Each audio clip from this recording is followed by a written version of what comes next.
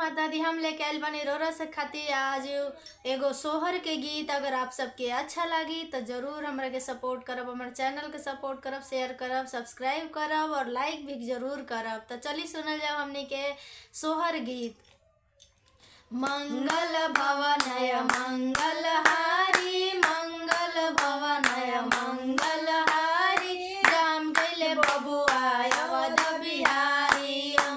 मंगल भवनय मंगलहारी, जाम गइले बबुआ अवध बिहारी। बबुआ के दादी बड़ खेलवाड़ी, बबुआ के दादी बड़ खेलवाड़ी, देवता न जगावे अली सौरी के दुआरी, देवता न जगावे अली सौरी के दुआरी, जाम गइले बबुआ अवध बिहारी। मंगल भवनय मंगलहारी, मंगल भवनय मंगलहारी, जाम गइले बबुआ अवध बिहारी।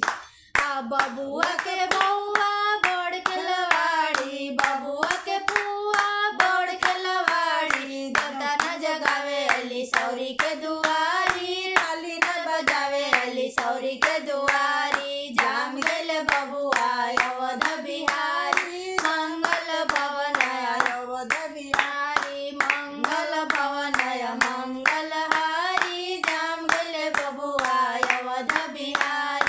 बबुआ के पुआ बड़ खेलवाड़ी, बबुआ के चाची बड़ खेलवाड़ी, हलवा न बनावे अली सौरी के दुआरी, हलवा न बनावे अली सौरी के दुआरी। मंगल भवनय मंगलहारी, जाम गइले बबुआ अवध बिहारी। मंगल भवनय मंगलहारी, जाम गइले बबुआ अवध बिहारी। बबुआ के मम्मी बड़ी खेलवाड़ी, बबुआ के बड़की मम्मी बड़ी खेलवाड़ी, हलवा न बनावे अली सौरी के दुआरी, हलवा न बनावे अली सौरी के दुआरी। मंगल भवनय मंगलहारी, जाम गइले बबुआ अवध बिहारी। मंगल भवनय मंगलहारी, जाम गइले बबुआ अवध बिहारी। तो ई रहल ह सोहर के गीत। अगर आप सबके अच्छा लगल हो तो हमारे चैनल के सपोर्ट करब, लाइक करब, सब्सक्राइब करब, शेयर करब और बेल आइकन के जरूर प्रेस कर देब ताकि हमारे नया वीडियो के नोटिफिकेशन आप तक जाए। जय माता दी।